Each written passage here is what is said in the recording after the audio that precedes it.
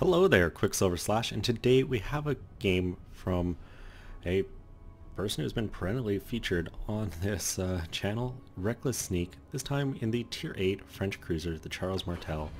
And I've gushed over this ship before. I think it just looks great, and it performs quite well too. And there's a lot of people who feel the French cruisers really don't do that much. Their only role is to run away because they have no armor, but I find that's not true. They're really, especially at this tier, no different than the Russians.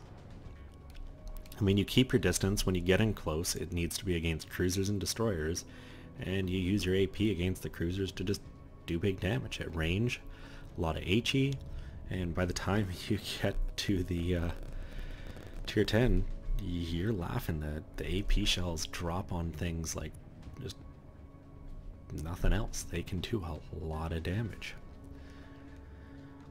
Now, one thing I've noticed is more and more people are just avoiding C on neighbors. And it's bothered me a couple times. I've come here in a few games thinking, okay, I'm going to have a bunch of the team behind me. I've been in a DD or a radar cruiser, so I want to get up close, help find the enemy destroyers. And then none of the team shows up there. And I find it interesting how maps have this ebb and flow with how they're played. For a long time the A cap was a cap that was utterly abandoned. No one ever went there. And now all of a sudden you have large portions of teams sailing over to A and C's the cap that's abandoned. And I think the reason is, for a long time everyone went C. It became this big brawl. A lot of people die really early. They're unhappy with it, so like, screw that, I'm not going there. I'll go to the place no one ever goes. So now everyone's going to be at A, having this big brawl. Some people are going to die early. Like, there's times you can't teach good balanced play. And that's really the thing, is in random battles, what works best is just having a bit of a balance across the map. If you stack one cap too hard, it doesn't work. Whereas if they had 3 or 4 of the ships going up to C and, a chunk going down to A, they run into a bigger group at A, they just start running away and shooting as they run. It's far more effective. It's very hard to push into a group of ships that are actively running and shooting, so you'd get the damage in. But that's not the case, so Aether chooses not to be the lone ship at sea, kind of doubles back and finds his doppelganger on the enemy fleet, sailing right through the middle of the map. And this is a great way not to play the Charles. That's how you die quick.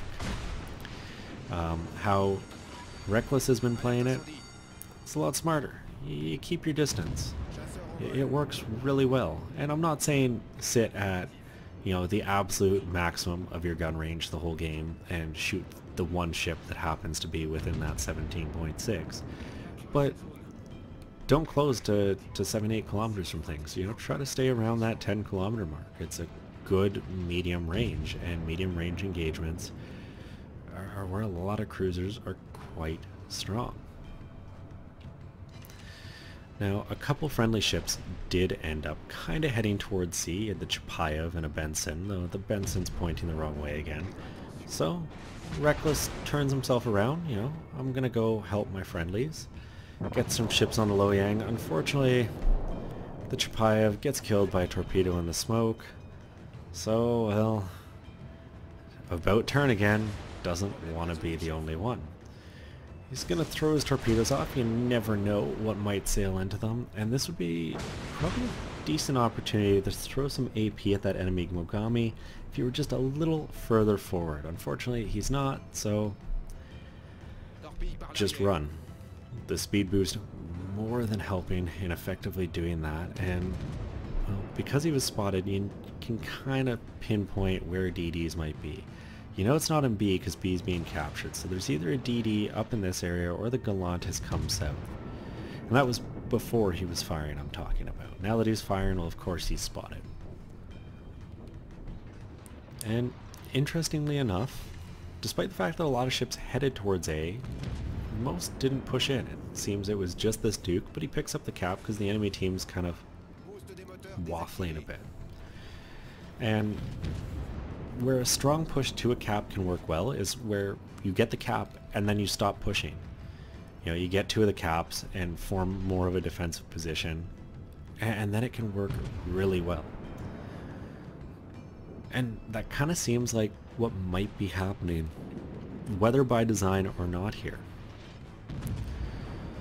Meanwhile, Reckless just using his good gun range to attack the battleships that are kind of floating about in the middle of the map.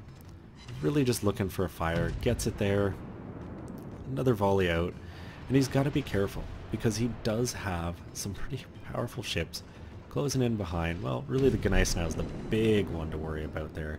A Mogami, if he gives him a side, yeah, could do a lot of damage, but the destroyers, they're threats too. And the downside of this is the Richelieu might end up paying here. He's kind of stuck, coming a little more abandoned. A couple ships trade each other in the middle. The Benson went in there to help, but once again, kind of shows up a little late, realizes, okay, time to turn around again. The Gade on the enemy team is detected, so the Benson trying to get in there, and you can see, based on the ships firing at the Benson, and the fact that you can see him shooting his guns, he's putting himself in a really crappy position here. You can see everything out there shooting at him, and in return he's getting some shots on the Gascon. Wouldn't be me, but to each their own. He's still alive for now, though he will eventually go down here.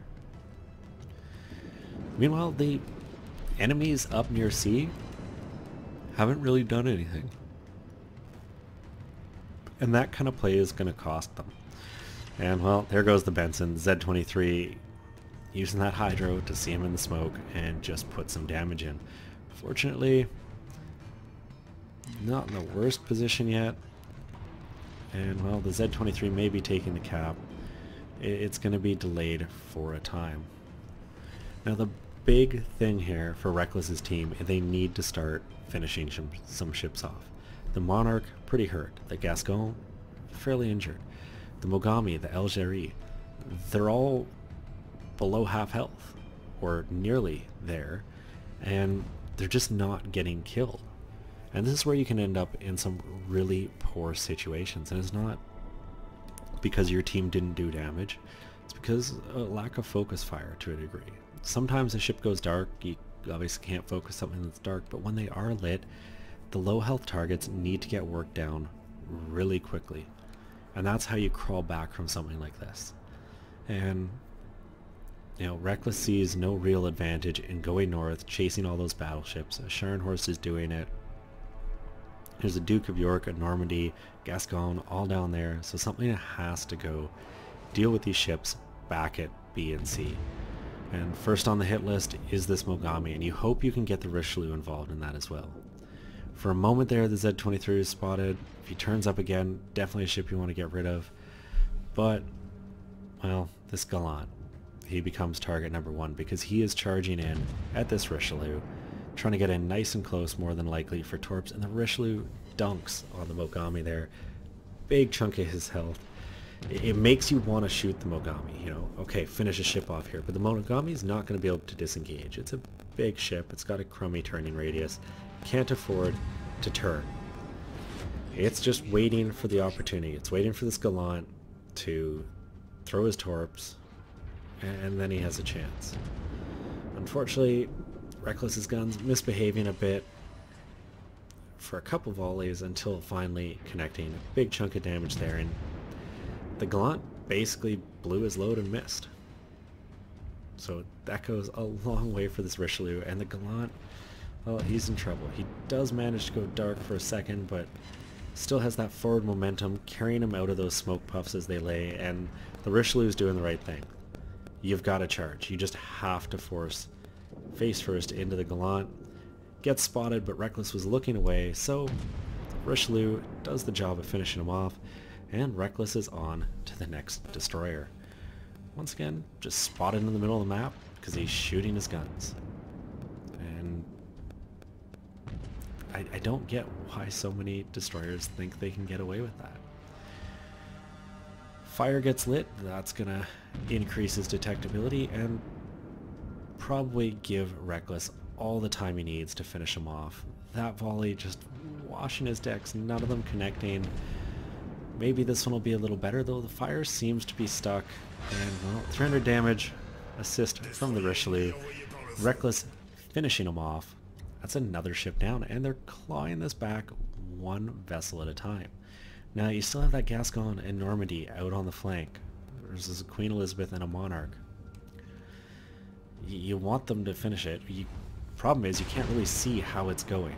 The Queen Elizabeth is out of visual render range, so, you know, even if you look over, you can go, okay, the Gascon, it's doing well, it's got a lot of health, but how much health does the QE have? And, well, I mean, it shouldn't happen because the French battleship has speed, but you really hope the QE doesn't get a ram in. Meanwhile, it's just time to work down the next target. There's no real value here in trying to go dark or run away too much, so he just angles away, keeps as many of the guns firing as possible. When the shells are coming, you know, kicks the butt over, but then rudder right back the other way, get those front guns firing, just get as much DPM on target as possible, and one more volley, maybe two, should be enough to finish this BB off. And once he's gone, there he goes, picks up the arsonist, and on to the next. And you just keep having to do this. Now, Reckless needs to be careful here. The Gneisenau might snap his guns over to take a shot if he shows too much broadside for too long, but he's kind of playing this smart in a sense. The Richelieu might go down here. It is healing right now, but was the one last tick there. And with two of them shooting this Gneisenau, it should work out that they win. But in the event it doesn't, Reckless needs some range. He's keeping outside that kind of like danger zone around this battleship and just kiting him. And this is a chance right here, I'd say, where some AP could go a long way. I suspect he just kept using the HE because there is that fire chance and you never know what his rudder's going to do. But the AP on the ship can be surprisingly effective if you're put into the right parts of enemy ships. And there's two more fires. The Gneisenau absolutely melting. It's time to pay attention to another target though. This Algerie almost dead. One volley ought to be enough to do it. The Gneisenau gets torps off. That finishes the Richelieu. Can he finish the Algerie? And it's a tough call because now they're both on the same health. Goes for the battleship. He was going to be dead anyways, but you know, better safe than sorry. Finish it off. Okay, time to deal with the other French cruiser. One big hit here, that's all he needs. And doesn't quite get it. 1300 damage. He's gonna end up behind the rock here. Needs to get this kill with that final volley. I'd say he doesn't get it. By now the shells have landed, but he is going to get into this cap and, well, start clawing some of the caps back. This is a place where being in a French cruiser late game is amazing. You've got the speed to contest a lot of the DDs as far as just cap control. If you're 1v1, you can almost do it. And kind of luckily for him, comes around the corner, spots that Z-23, and see him looking for shots. Z goes dark, pops back up, and he gets them in. 1800 damage, a decent chunk, but let's finish a target off. There's the Algerie. At this point, really no way that this ship doesn't go down. The Algerie isn't making any attempts to run, deciding, no, I've got to shoot and help my team. And I think that might have been the wrong call. I think this Zed could have laid his smoke and just disengaged and then thrown torpedoes from range, but doesn't get away soon enough. Reckless picking up the Kraken, and now just a Monarch.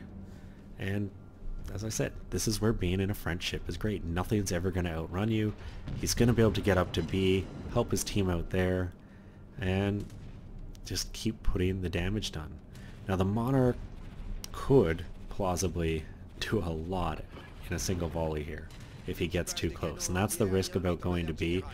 Then again, it's a Monarch, let's be honest. It's not going to do crazy amounts of damage. It's kind of the black sheep, in my opinion, of that British battleship line. And with 4 minutes 51 seconds left, there's no big concern that you can't close the point gap. So getting the caps, staying alive is a smart call. Then again, chasing down the Monarch, getting another kill, that's a fun one too. And that's what Reckless is going to do. He's going to get this cap and just continue north. And you can see the Monarch has put out a fire, Reckless getting pretty much a free shot there in the moment that the Monarch was spotted. And I think the Monarch fired, and that's why the Gascon is detecting him. Either way, this is absolutely worry-free for Reckless. He's got to contend with the island, but because of it, there's no way for the Monarch to see him. And there's another fire, picks up the high caliber. Meanwhile, the Monarch finishes the Gascon off, so this gets tighter now. There's the Wither kind of rounding out the French cruiser gameplay. Arsonist, Wither, high caliber, Confederate. You tend to get Confederates and Arsonist or Wither together since, you know, you're shooting a bunch of different targets, lighting a bunch of fires. That's how you stack up all that damage for Wither, and the fire finishes them off. And this one was a pretty classic Charles Martel game. And the thing I liked most about it was you could see him actively changing his mind. He saw a couple ships going up towards the one cap. He's like, you know what, I'm going to help them. One died. No, it's stupid to charge in. And that's something I don't think enough players do. They don't actively read the map and change their decision. They're like, I'm going A, and they'll sail to A even if none of the rest of the team comes with them and the entire enemy team is there. Anyways, in this one, Arsonist, Wither, high caliber, Kraken, Confederate, just shy of 150k and 6 kills. Quite the result. You'd definitely be happy with that one. Also happy with where you wind up on the team with that. Almost at the 3,000 mark, ways off, but getting there, and that shows how hard those 3,000 XP games can be to get, because this was a very strong one, and he was all over the map, and just once again, in and out. He turned in to fight, no, turned out, turned back in, and just kept working ships down. And the enemy team did a bad job pushing. And you can see how much damage is courtesy of those fires. Basically half, which that's about right. And really, Reckless didn't get any opportunities to really use the AP on broadside cruisers because it can do a lot of damage as well. Same on a good broadside battleship. So always keep that in mind when you are playing.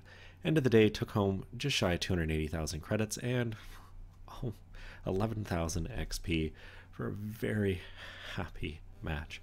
Anyways, thank you, Reckless, for sending this one in. I enjoyed watching it. I hope everyone else did.